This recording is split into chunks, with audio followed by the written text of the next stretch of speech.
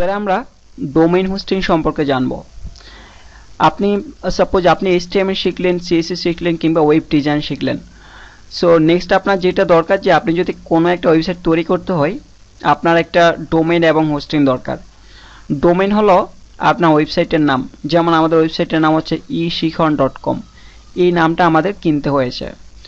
আর hosting hosting হলো যে আপনি আপনার ফাইলগুলো যেখানে রাখবেন ওয়েবসাইটের মধ্যে কিংবা যেমন আমরা সাধারণত ফেসবুকে ছবি আপলোড করি সেখান থেকে ছবিটা দেখা যায়, ঠিক এরকম আমরা যেমন এইখানে এখন ছবিগুলো আমরা এখানে ফাইলগুলো রেখেছি, এখান থেকে আমরা ওপেন করলে সেটা আমরা মজিলা ফায়ারফক্সে দেখতে পারি। সো এইখানে আপনার ফাইলগুলো যে আপনি যে ওয়েবসাইটটা করলেন সেটা আমরা লোকাল হোস্টে দেখতে পারি, কিন্তু অনলাইনে দেখতে হলে সেখানে আপনার একটা হোস্টিং দরকার আছে, হোস্ট দরকার আছে, যেটাকে আমরা জায়গা বলি। এরকম আপনার একটা জায়গা আছে। তো যেমন একটা ছবি যদি আপনার 5 MB হয় সেটা আমরা ফেসবুকে আনলিমিটেড স্পেস, সেখানে আমাদের কোনো সমস্যা নেই। ঠিক এরকম আপনার কতগুলো ফাইল এইগুলোর উপর ডিপেন্ড করে আপনি একটা জায়গা নিতে হবে।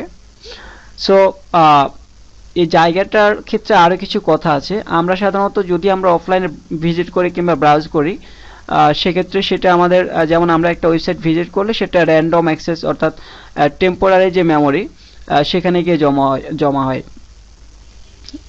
তো রিড অনলি মেমোরি যেটা সেখানে আমরা এটা পেয়ে থাকি। সো যেটা হচ্ছে যে আমাদের যদি আমরা কোনো কিছু কপি পেস্ট করি সেটাও ঠিক সেমভাবে আমাদের অ্যাপ্লাই হয়। সো এইখানে যখন আপনি অনলাইনে এটা কাজ করবেন আপনার এটা কিন্তু কাউন্ট করা হয়। যেমন আমি একটা আমাদের eShikhon ভিজিট করলাম, সাপোজ eShikhonএর হোম পেজটা আমি ভিজিট করলাম। সো যখন আমি হোম পেজটা ভিজিট করলাম এইখানে মূলত একটা MB এটা কিন্তু নিয়েছে, অর্থাৎ সেটা আপনি যদি কারো কাছ থেকে MB নেন সেটা যেরকম সাপোজ আপনি গ্রামীণ ফোন থেকে 5 MB নিলেন, এখন এই ওয়েবসাইটটা ভিজিট করতে আপনার হোম পেজে গেল আপনার সাপোজ আপনার 100 KB গেল। এই 100 KB যেমন আপনার কাছ থেকে যায় ঠিক এরকম আমরা এখানে একটা ব্যান্ডউইথ একটা কথা আছে, একটা ওয়েবসাইটে ব্যান্ডউইথ, ঠিক যতজন ভিজিট করবে হোম পেজ কিংবা যে কোনো পেজে যত MB ওই MB যেমন আপনার এখান থেকে কাটা যাবে ঠিক আমাদের এখান থেকেও কাটা যাবে, অর্থাৎ ব্যান্ডউইথটা আমাদের এখান থেকে চলে যাবে। সো ওয়েবসাইট একটা কেনার ক্ষেত্রে মোস্ট ইম্পর্টেন্ট অনেকগুলো জিনিস দেখতে হয়, যে ব্যান্ডউইথটা ঠিক থাকে কিনা, তারপর ওয়েবটা বিভিন্ন রকম জিনিস খেয়াল রাখতে হয়। তারপরে আপনার কতগুলো আপনার সাবডোমেইন অনেক সময় দেখা যাচ্ছে বিভিন্ন ওয়েবসাইটে বিভিন্ন লিমিটেশন দিয়ে দেয়, একটা দুইটা, তারপরে এরকম অনেক ধরনের সমস্যা থাকে যেগুলো আসলে তারপরে ইমেল ক্রিয়েটিং থেকে শুরু করে SQL ডাটাবেজ, তারপর cPanel নিজস্ব cPanel দেয় কিনা, তারপর হোস্টিং এর মধ্যে আপনার নিজস্ব হোস্টিং কিংবা শেয়ার হোস্টিং, বিভিন্ন ধরনের আপনার অনেক কিছু খেয়াল করতে হয়। তো এই জন্য আপনি যখন আপনি একটা ওয়েবসাইট তৈরি করবেন ডোমেইন এবং হোস্টিং এই জিনিসটা পছন্দ করা মোস্ট ইম্পর্টেন্ট একটা বিষয়। আর এখানে যদি আপনি ভুল করেন তাহলে দেখা যাচ্ছে ওয়েবসাইট ভিজিটর যেমন সমস্যা হবে, সেরকম যারা মূলত ওয়েবসাইটের মাধ্যমে SEO কিংবা অ্যাফিলিয়েট মার্কেটিং বা এই ধরনের ফরেক্স এই ধরনের কাজগুলো করতে চান ওনাদের ক্ষেত্রে এটা আসলে অনেক বড় এটা আপনার ক্ষতির কারণ হবে। ক্ষতি বলতে এটা আপনি খুব বেশি এখান থেকে লাভবান হবেন না। সো এই জন্য মূলত ডোমেইন হোস্টিং নিয়ে আমাদের এই অধ্যায় বা বিস্তারিত কথা বলা। সো আমরা এখন একটা দেখব যে আপনি একটা ওয়েবসাইট তৈরি করার পর সেটা কিভাবে ডোমেইন হোস্টিং এ আপনি সেটা ডোমেইন হোস্টিং এর মাধ্যমে আপনি সেই ওয়েবসাইটটা লাইভ করবেন। তো সাপোজ আমরা যদিও এটা আমরা পুরো HTML এর মধ্যে এটা শেখানো দরকার শুরুতে, বা এটা ওয়েব ডিজাইন শেখানোর পর এটা দেখানো দরকার, তবুও আমরা শুরুতে এটা দেখিয়ে দিচ্ছি। আমরা এর আগে যে ওয়েবসাইটটা দেখালাম আমরা সেখান থেকে শুরু করি। তো যেমন ধরুন আমরা এই ওয়েবসাইটটিকে আমরা লাইভ করব, অর্থাৎ এই ওয়েবসাইটটিকে আমরা হোস্টিং এর মধ্যে রাখবো। সো আমি আপাতত আমরা আমাদের ইনফোনেটে আমরা একটা সাবডোমেইন করে আমি সেখানে যদি আমি এটা আপলোড করতে চাই, সাপোজ আপনি এখানে একটা ডিজাইন কমপ্লিট করলেন, আপনি টোটাল ডিজাইন এইভাবে আপনি কমপ্লিট করার পর এখন আপনি এটাকে আপনার সাইটের মধ্যে রাখবেন। তো লক্ষ্য করুন আমরা ওয়েবসাইট থেকে ডেস্কটপ থেকে মূলত আমরা ওয়েবসাইটটা এখানে আমাদের মূলত ওয়েবসাইটটা আছে। সো এইখান থেকে এখন যদি আমি এটাকে আমি এটাকে ওপেন করি এটা কিন্তু পুরো ওয়েবসাইটটা চলে আসছে এবং এটা হোস্টিং হচ্ছে এখন আমাদের ডেস্কটপে আমরা ফোল্ডার করে এটাকে হোস্ট করেছি। এই ফোল্ডার থেকে মূলত আমাদের এটা চলে আসছে। এখন আমি এটাকে যদি আমরা আমাদের হোস্টিং এর মধ্যে অনলাইন হোস্টিং করতে হয় সেক্ষেত্রে প্রথমে আমরা এটাকে জিপ ফাইলে কনভার্ট করব। আমি জিপ করে নিলাম, এটা জিপ হয়ে গেছে। লক্ষ্য করুন এখানে চলে আসছে। তো আমি দিলাম লার্ন এইচটিএমএল, এটার নাম দিলাম সাপোজ লার্ন এইচটিএমএল। দেওয়ার পরে এখন আমরা আমাদের এখানে যে হোস্টিং আমরা সেখানে চলে যাব। তো হোস্টিং এ যাওয়ার জন্য একটা জিনিস লক্ষ্য করবেন, এখানে আপনার যে ওয়েবসাইটের নাম আপনার যদি আলাদা হোস্টিং দেওয়া থাকে আপনি সেখানে 2082, আমি এটা দিয়ে আমি এখানে লগ ইন করবো, সরি আমি 28 দিয়ে দিয়েছি, আমরা এখানে 2082 দিব। সো দেওয়ার পরে আমাদের যে ওয়েবসাইট এখানে আমরা সি প্যানেলে চলে আসছে, আপনার এরকম একটা উইন্ডো চলে আসবে, সেখানে আপনার আপনি যেখান থেকে ডোমেইন হোস্টিং নেবেন ওনারা আপনাকে এখানে মূলত এরকম একটা ইউজার নেম পাসওয়ার্ড দিবে ওয়েবসাইটে পরে, অথবা আপনি নিজে এটা সাজিয়ে নিতে পারবেন। যখন আপনি যদি আমি কিছু সাইট রিকমেন্ড করছি, যেমন আপনি হোস্টিং এর জন্য আপনি হোস্ট গেটর ইউজ করতে পারেন, host Gator.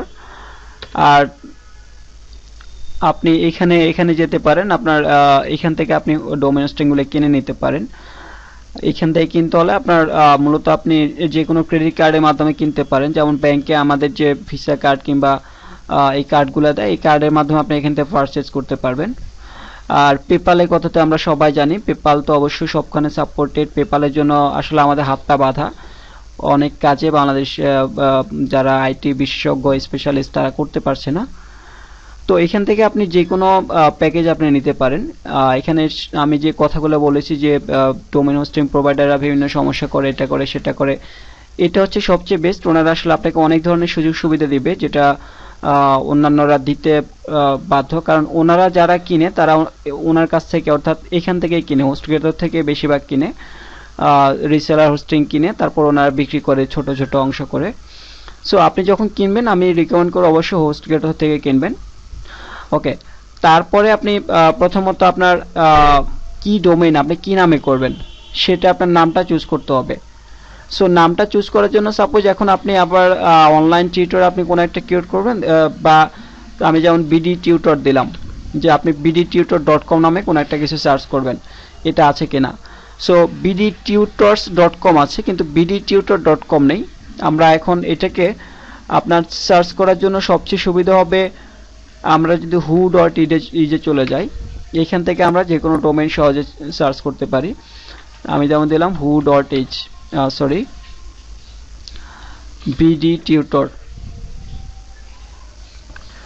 bdtutor.com।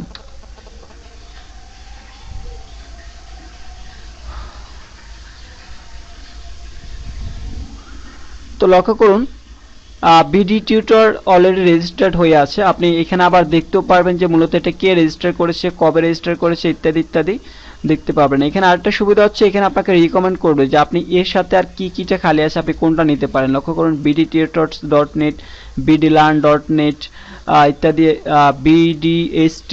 bdstutor.com available.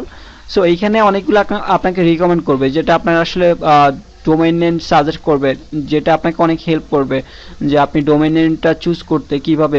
bdtutor.net, bdtutorteacher.com ইত্যাদি ইত্যাদি আপনার এখানে আছে, আপনি এখান থেকে দেখে নিতে পারেন যে আপনি কোনটা আপনার জন্য বেস্ট হবে। সো অথবা আমি যদি ututor দিয়ে সার্চ করি, ututor.com, এটা অ্যাভেলেবল না থাকারই কথা কারণ এটা একটা ফেভারিট ডোমেইন।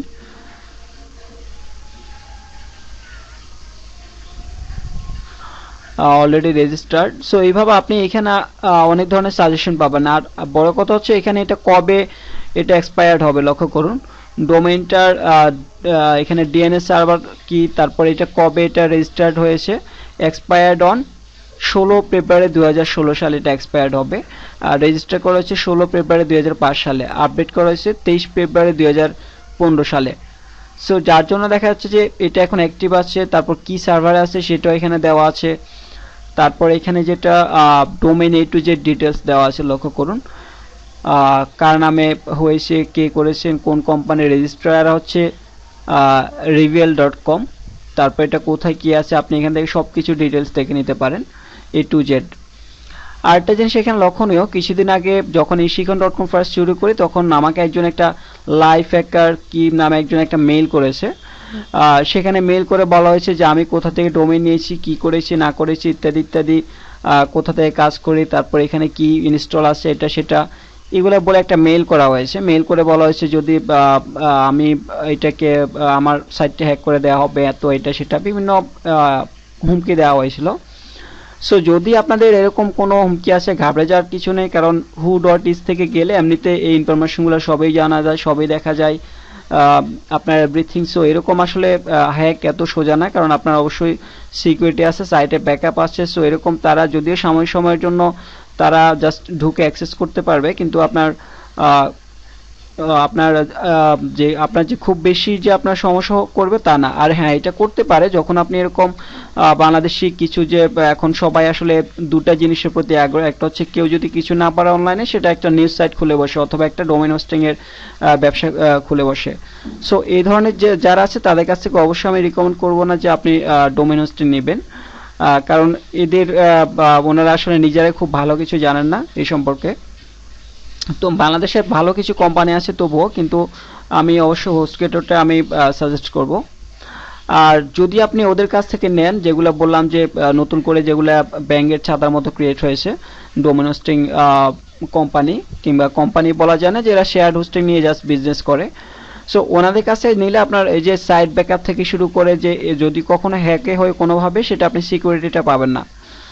সো আমি অবশ্যই রিকমেন্ড করব যে ভালো সাইট থেকে, রিলায়েবল সাইট থেকে আপনি ডোমেইন হোস্টিং কিনেন, কারণ আপনার ক্ষেত্রে এখানে আপনি যদি ই কমার্স সাইট চালু করেন, সেক্ষেত্রে আপনার অবশ্যই এটা বিশাল একটা সমস্যা হয়ে যাবে।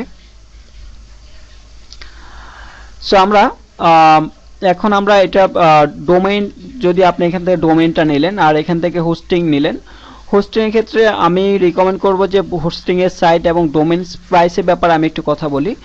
এটা প্রাইসটা খুব বেশি না।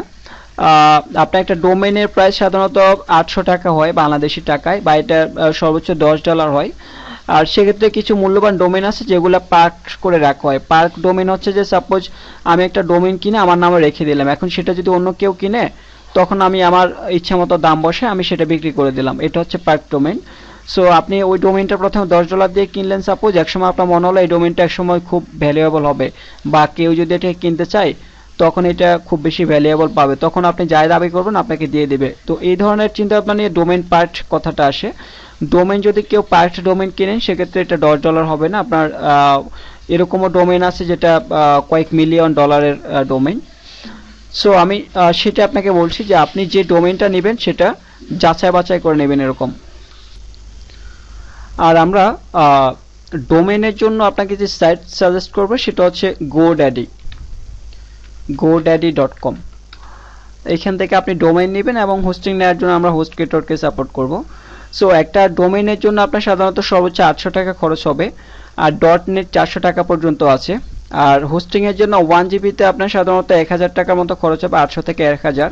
কিংবা আসলে হোস্টিং জিনিসটা অনেকটা অনেক কিছুর উপর ডিপেন্ড করে। এটা যেহেতু অনলাইন প্রাইস, যেমন মোবাইল কলের মতো, যে মোবাইল কলে আপনার যেরকম করে নির্ধারণ করবে আপনার অপারেটররা, সেরকম ঠিক আপনার এখানেও সেরকম, যে কেউ একজন সাপোজ 50 জিবি ডোমেইন একসাথে কিনে নিল, নেওয়ার পর সে ছোট ছোট করে বিক্রি করলো, তার বিক্রিতে যেরকম আসবে সে ওরকমই লাভ করবে। এই জন্য ডোমেইনের প্রাইসটা সাধারণত দেখা যাচ্ছে যে আপনার কোনো কোম্পানি 400 টাকা 1 জিবি বিক্রি করে, আবার কোনো কোম্পানি 4000 টাকা 1 জিবি বিক্রি করে।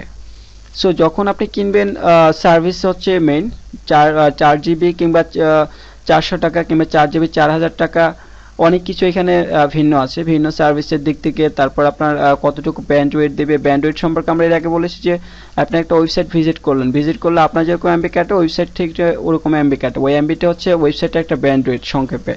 আর যত বেশি ট্রাফিক হবে তত আপনার ব্যান্ডউইথ আপনার বেশি লাগবে।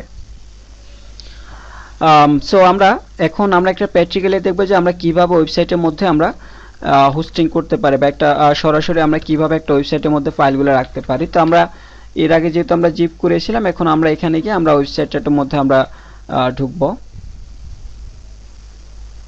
সো এইখান থেকে লক্ষ্য করুন আপনার, আমি এইগুলা ডিটেলস আমরা এখানে আলোচনা করছি না, ডোমেইন হোস্টিং নিয়ে আমাদের আলাদা একটা টিউটোরিয়াল আছে, আপনি সেটা কালেক্ট করতে পারেন। সো আমরা এখান থেকে সরাসরি, এখন আমি জাস্ট এখানে সংক্ষেপে সবকিছু বলেছি, সবকিছু দেখাচ্ছি। আমরা এখান থেকে ফাইল ম্যানেজারে চলে যাব সরাসরি। ফাইল ম্যানেজারে গিয়ে সেখানে, তার আগে আমরা এখানে একটা সাব ডোমেইন ক্রিয়েট করে নিই, তাহলে সেটা সবচেয়ে ভালো হবে। আমরা এখান থেকে উপরে লক্ষ্য করুন ডোমেইনস থেকে আপনি যদি অ্যাড অন ডোমেইন হচ্ছে আপনি নতুন আরেকটা ডোমেইন আপনার এই হোস্টিং এর সাথে অ্যাড করবেন, যেমন .com .org ইত্যাদি। আর শুধুমাত্র আমাদের ইনফোনেটের যেটা সেখানে আমি একটা সাব ডোমেইন চাচ্ছি, সেটা কিরকম, যেমন আপনার আছে blog.bdnews24.com, তারপরে যেরকম আছে এরকম, এগুলো হচ্ছে সাব ডোমেইন, যে একটা ডোমেইনের আন্ডারে ডট দিয়ে আরেকটা ডোমেইন ক্রিয়েট করা। সো যেমন আমি এখন একটা ডোমেইন ক্রিয়েট করতে পারি, এখানে যে নামটা দিয়েছি learn.html। সো আমি আমাদের ওয়েবসাইটের নামটা হবে learn.html.infonetbd.org, ঠিক এরকম learn.html.infonetbd.org এরকম একটা নাম হবে।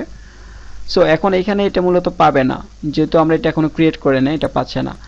সো আমরা এরকম একটা ডোমেইন ক্রিয়েট করব, তার জন্য আমরা এখান থেকে চলে যাব সাবডোমেইনসে গিয়ে আমরা এখানে নামটা দিয়ে দেব। তো আমি যেমন দিলাম learn.html.infonetbd.org। এটা আমরা কোথায় রাখবো সেটা আমরা এখানে দিয়ে দিতে পারি। তো আমরা নরমালি public.html এর মধ্যে রাখবো। আর public.html-টা মূলত কি, আপনি যে কোনো ফাইল আপনি অনলাইনে আপলোড করবেন, আপনার যখন আপনি ফাইল ম্যানেজারে যাবেন আপনি এরকম পাবেন, এখানে এরকম CGI bin নামে যেটা থাকবে, এটা যেভাবে আছে এভাবে থাকবে। আপনি শুধুমাত্র এখানে গিয়ে এই যে আপলোডে ক্লিক করে আপনি এখানে আপলোড করে দিবেন। সো লক্ষ্য করুন আমরা সাবডোমেইনটা ক্রিয়েট করে ফেললাম। এখন যদি আমি এটাকে রিলোড দিই, আমরা এখানে একটা সাবডোমেইন দেখতে পাবো learn.html নামে। সো লক্ষ্য করুন এই যে learn.html নামে একটা সাবডোমেইন ক্রিয়েট হয়েছে। অথবা এখান থেকে বর্তমানে আরো সংক্ষেপে আপনি করতে পারেন, এখানে যদি একটা আপনি ফোল্ডার রাখেন সেটাই মূলত সাবডোমেইন হিসেবে নিয়ে নেয়।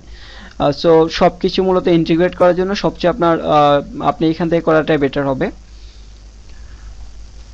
তারপরে আমরা এখানে learn.html এখন আমরা ফোল্ডারের ভিতরে যাব, যার পরে এখান থেকে আমরা এখন আপলোডে ক্লিক করব। আপলোডে ক্লিক করে আমরা এইমাত্র যে ফাইলটা করলাম সেটা এখান থেকে আপলোড করে দিব।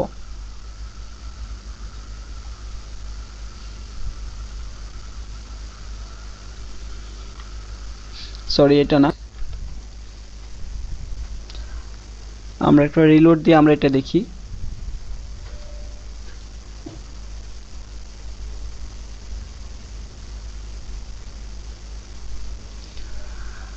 সো আমরা এটাকে আপলোড করতেছি, আপলোড কমপ্লিট। সো আমরা এখন ব্যাকে যাব, ব্যাকে যাওয়ার পর আমরা এখানে দেখতে পাচ্ছি এটা চলে আসছে। এখন এটাকে আমরা মূলত এখান থেকে আনজিপ করতে হবে। আমরা এখান থেকে এক্সট্রাকে ক্লিক করে আমরা এখানে এক্সট্রাক্ট করব। সো সবগুলো ফাইল এক্সট্রাক্ট হয়ে গেছে, লক্ষ্য করুন। আমরা এটাকে রিলোড দিলে আমরা ফাইলগুলো এখানে দেখতে পাবো।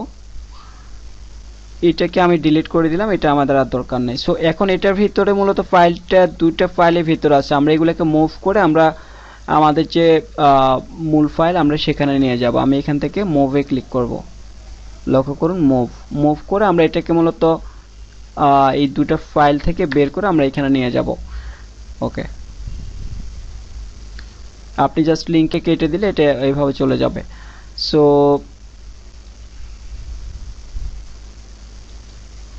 আমরা দেখতে পাচ্ছি সবগুলো ফাইল এখানে চলে আসছে। সো এখন এখানে যে ফাইলটা এইটা আমাদের এই ফোল্ডারটা আমাদের দরকার নেই, এটাকে আমি ডিলিট করে দিলাম। সো এগুলো হচ্ছে আমাদের মূল ফাইল। এখন আমি যদি পুনরায় learn.html.infonetbd.org তে যাই, লক্ষ্য করুন আমাদের সাইটটা কিন্তু এখন লাইভ হয়ে গেছে, এখন এটা চলে আসবে। আমি একটু আরেকবার দেখিনি আমাদের কোথাও learn.html,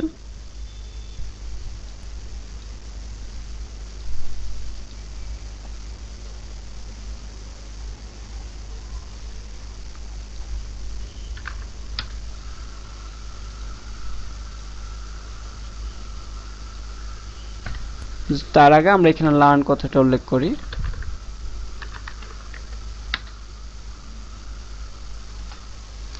ওকে, আমরা কোথাও মেবি কিছু একটা প্রবলেম হচ্ছে, আমরা একটু দেখে নিই কোথায় হচ্ছে এটা।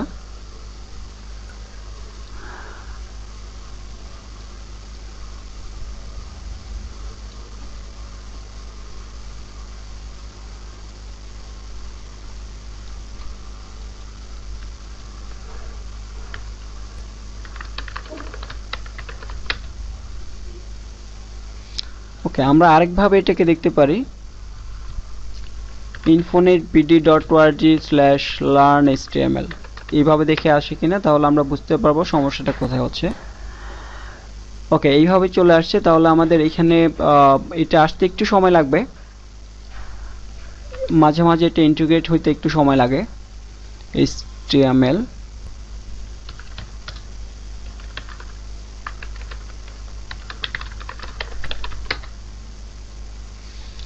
সো আমরা এটা এরকম চলে আসবে, আমাদের এখন একটু সময় লাগছে। আমরা এখানে দেখি সাবডোমেনটা ঠিক আছে কিনা, ক্রিয়েট হয়েছে কিনা।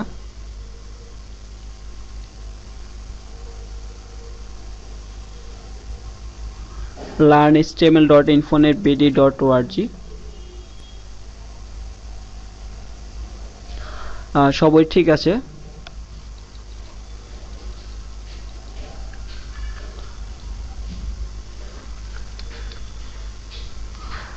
সো এটা মাঝে মাঝে ওখান থেকে অনুমতি পেতে এটা একটু সময় লাগে। তো আমরা নর্মালি এটা এখন এইভাবে দেখতে পারি, infonetbd.org/learn.html। এখানে গেলে আমরা দেখতে পাচ্ছি আমরা যে সাইটটা এখানে আপলোড করেছি পুরো সাইটটা এখানে চলে আসছে। এইভাবে আপনি যে কোনো ধরনের হোস্টিং করতে পারেন, যে কোনো ডোমেইন আপনি এখান থেকে ক্রিয়েট করতে পারেন। ওকে, সো এটা আসতে একটু সময় লাগবে। আমরা আবারও বলছি যে হয়তো আমরা কিছুক্ষণের মধ্যে দেখতে পাবো। আমরা যদি এখানে এইভাবে দিই, এটা কেটে দিয়ে এখন দেখি আসছে কিনা। মাঝে মাঝে খুব দ্রুত হয়ে যায়, মাঝে মাঝে একটু সময় লাগে। সো আমরা হোমে চলে যাচ্ছি। আপনি লক্ষ্য করবেন আপনি সব সময় এখানে আপনি public.html ফোল্ডারের ভিতরে যেতে হবে আপনার এটা ক্রিয়েট করতে হলে। তো আমরা এখানেই শেষ করছি ডোমেইন হোস্টিং অধ্যায়। ধন্যবাদ সবাইকে। আসসালামু